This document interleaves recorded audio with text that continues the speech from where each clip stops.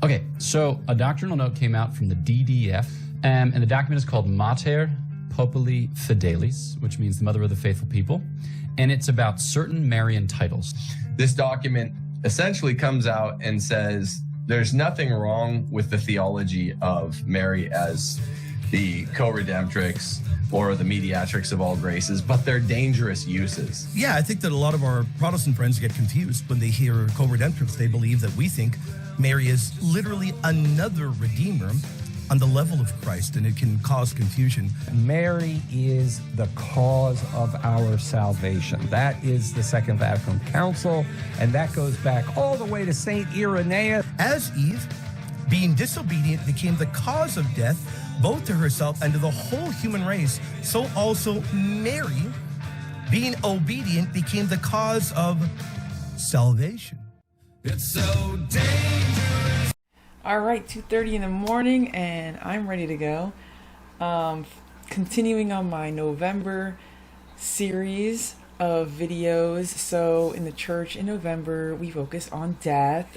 November is just kind of like winding down the year, and so the church always uses this as an opportunity to kind of focus on readings about the end times. And the idea is not so much thinking about end times, because end times is end times. I mean, we got to think about that, but more importantly, we got to think about our own end time, right? Like, so everybody's going to die at some point, and if the end of the world happens tomorrow, you're going to die. And if the end of the world doesn't happen tomorrow, you're still going to die at some point, right? So being ready for that. And so I was trying to be more uplifting, and so my theme that I'm trying to stick with is kind of like this idea of it's the inverse of death, in that we're talking about rebirth. But rebirth is there's a death that happens before you're reborn, right? So that's the whole idea of baptism. That's the whole idea of the crucifixion. And this song is Smile Empty Soul, Bottom of the Bottle. So this is, I've done, I think, 2 other Smile Empty Soul songs so far, and those were less popular songs. This is their big hit. So if you know any Smile Empty Soul song, you know this song. This came out in 2003. Got a lot of radio play. They had since gone underground. So if you're here because you remember this song, you love this song, and you're wondering whatever happened to Smile Empty Soul, they're still making music. So totally different lineup, but still as good as ever, even better probably. And then Sean Danielson, the singer, so same singer, he's got a lot of solo stuff too. So there's so much out there. There's so much material. So definitely look it up. You will not be disappointed. Good stuff. But yeah, this is their big hit. So it's Bottom of the Bottle. So this song, when it came out, was misinterpreted by a lot of people, and Sean Danielson, he actually came out and clarified, and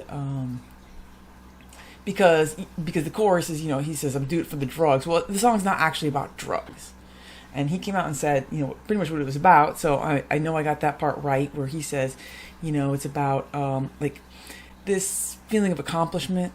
So when you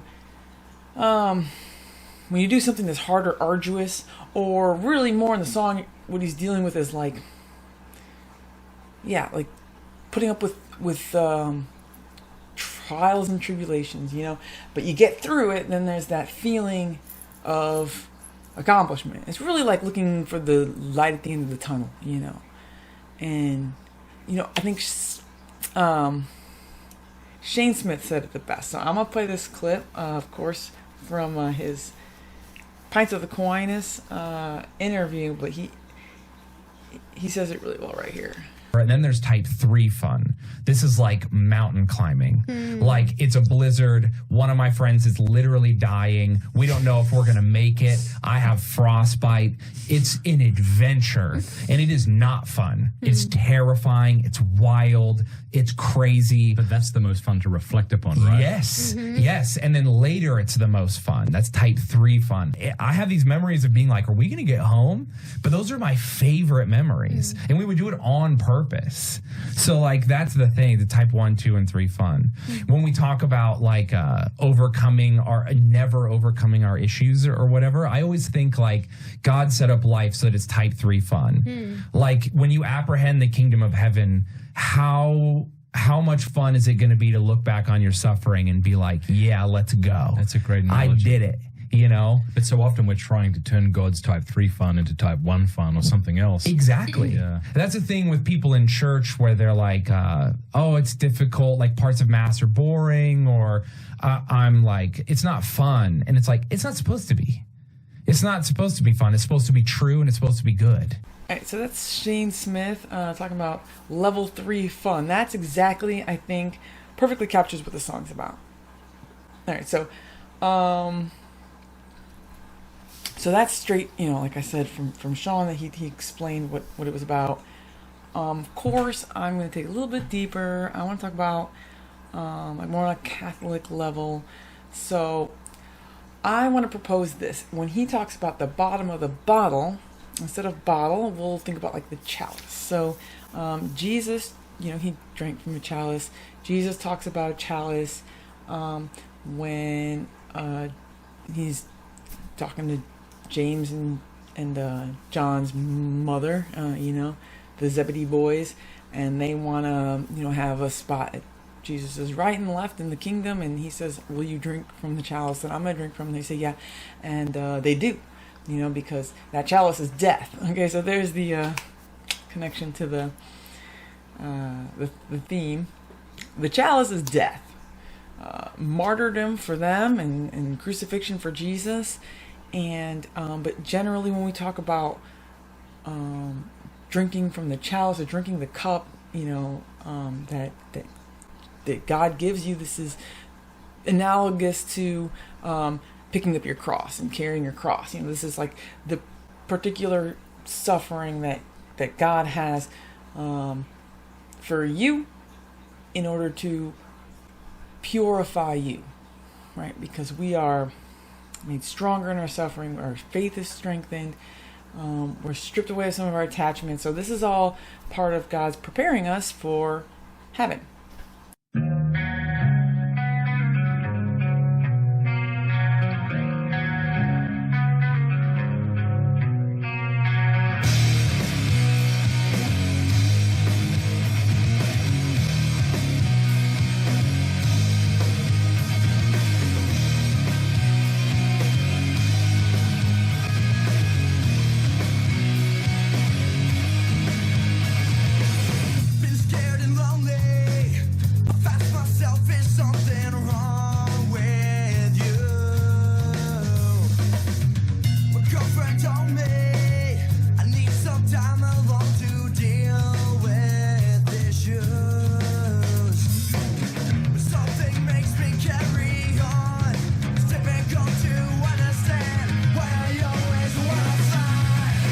Interesting little detail there with the girl with the cross. So I don't think I'm too far off with my analysis, because they're showing it right there. The cross is the cup.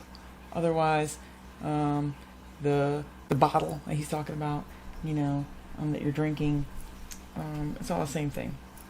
So he's talking about the particulars here. He's talking about I've been scared and lonely. Been asking myself what's wrong with you. My girlfriend told me I need some time alone to deal with issues. So anxiety, loneliness, some insecurity, and being rejected. These are like the trials and tribulations that we go through. This is like part of that human condition, so that we're dealing with. And but then of course he talks about like something makes me carry on, right? And so that's the light at the end of the tunnel. For us Christians, the reason for our hope. We're still in the Jubilee year of hope, so we can talk about hope, and the reason for our hope is Jesus. I do it for the drugs. I do it just to feel alive. I do it for the love. Can't get from the bottom of a A lot of times when you're suffering and you have faith and you know that Jesus is closest to you in those moments, I quoted this in my other videos this month. Saint Faustina, my greatest treasure is my suffering. Why? Because we can be united to God's suffering, to Jesus' suffering on the cross. So that's where he's talking about, I do it for the drugs, that high that you get from, when you come out the other end. And so we can talk about like when we die and like we're gonna rest in the peace of Jesus, and enter into his kingdom and all that, and that's the light at the end of the tunnel. That's the reason for our hope, and that's great. I personally am very impatient, and so and I don't want to say, oh, I hope I die tomorrow. So I usually try to look like, how can I make this happen today, so I'm kind of like to focus on that. So I think it's important to find that bottom of the bottle, that peace, even in this life, and so I want to find that in prayer, in the Mass. Obviously, this is the closest that you will get to God, to heaven. Might not feel like it, might feel boring, but we know, again, with faith, that our soul is experiencing really that fulfillment in that moment. You always call me and ask me how I make it through the day. I'm always falling. I guess it's just God's way of making me pay. So in this verse, I love this because this is now he's kind of focusing more on. So in the first verse, we're talking about like the sufferings, the tribulations, the things that you really can't control that happen to you. The human condition. But part of that human condition, outside of like external, things that are falling on you that bring you close to Jesus, is this notion of our own sin and death, right, or spiritual death. So they start out showing they're all kind of like laying around or passed out with the cigarettes and the tattoos and everything. So it's like, we're sinners. We're sinners. And he says, I'm always falling, and so it really makes me think about, I said Shane Smith said it the best, but I don't know, kind of maybe tied with Saint Therese, and that's okay, because from what I know, Saint Therese is his saint. So they're on the same wavelength here. All right. She says, oh, how happy I am to see myself imperfect and to have such need of God's mercy at the moment of my death. And that is a very awesome quote. So that's really hitting the nail on the head, I think, with this song, because he's talking about that high that he gets, even though he's, which we can reword that as like this joy. It's like an inner joy, like of in your misery and being miserable in sin. So we're talking about like being poor in spirit, and how there's joy in that. Why? Because Jesus says, blessed are the poor in spirit, for one, and he says that for a reason, because when you are in need of, like she says, to have such need of God's mercy. When you're in need of God's mercy, then God gives you his mercy, right? So it's like having an excuse, kind of like to go to Jesus. Yes, I'm miserable in my sin, but that's just gonna get me, a place in line to see the physician, and to have his mercy on me. So awesome. I wonder why I try. And I wonder why I bother. And I wonder why I cry. Why I go through all this trouble. I think super significant in the video that they're in this tunnel, because he's talking about the light at the end of the tunnel. I think this part's really important too, because he's like, I wonder why I bother. And I think we can get to that, the devil drives us to this mentality, where you're just like, okay, well, I'm never going to be perfect. I keep falling down. Like, why even bother? And I think this is like the Martin Luther even take, like, throw your hands up and just be like, well, I'm a sinner. What do we do? And just embrace it. Because you acknowledge that you will always fall short of God's grace. But that's not what we believe as Catholics. So, again, it's that confidence in God and knowing that, He if you ask for the grace, He's going to give you the grace, and that maybe He's going to give you grace that you need. He's going to give you the grace that you need that's sufficient for you to get to heaven, but you have to cooperate with that grace. You have to every day give your fiat, okay? So we're mini co-redeemers. I've said this in my other videos, so I'm going to stick to that. Not to confuse anybody, but, we're all, putting in our own contribution in the way that means that we are participating, means that we are cooperating with God's grace. Jesus is the primary Savior, Redeemer, Mediator. We're just been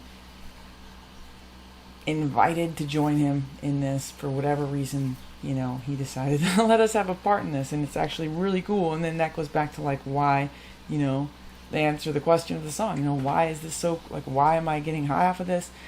Or why is this like the reason for my hope? Well, because if you meditate on it, again, spend time in prayer, and you realize like, wow, God's actually like allowing us to like participate in His salvation. He's allowing us to participate in His life through grace. Like, that's really cool. And you get kind of a appreciation for that. You're like, yeah, bring it on, and I'll take on the suffering. And you don't always keep that mentality, but like through it, but deep down, it's all good. God is good all the time, right? So that's the point of the song. Hopefully I captured everything there. And next week will be the last November song, and I don't know what it is yet. I have an idea. I have some ideas. So we'll find out next week, and then we'll be in the Advent. So I'm really excited. I do have a lineup for Advent already solidified, so it's going to be good. And this mother's heart was being pierced, right? I kind of think that the 7 sons dying is an anticipation of the 7 swords of sorrow that were going to pierce Our Lady's heart, watching her son die. It's my opinion. But anyway, there was that woman was suffering, but look at how she responded. She didn't melt down under the weight of that persecution. She stood up boldly. Like, I love how it says, in her womanly heart, she stood there with manly courage, with a bold courage. And what was the source of her courage? It says hope. She says her strength, she bore it courageously because of her hope in the Lord. But what is hope? Hope has to do with a desire for something, with the expectation that you're going to be able to obtain it. And specifically, when we speak of hope from a religious standpoint, from a Christian standpoint, it's this desire of eternal happiness, knowing that God is going to help you to attain it. And it's not just attaining, hope is about desiring a good, but it's not just a good that's easily obtained. It's hard to obtain. But you have confidence that God is going to help you.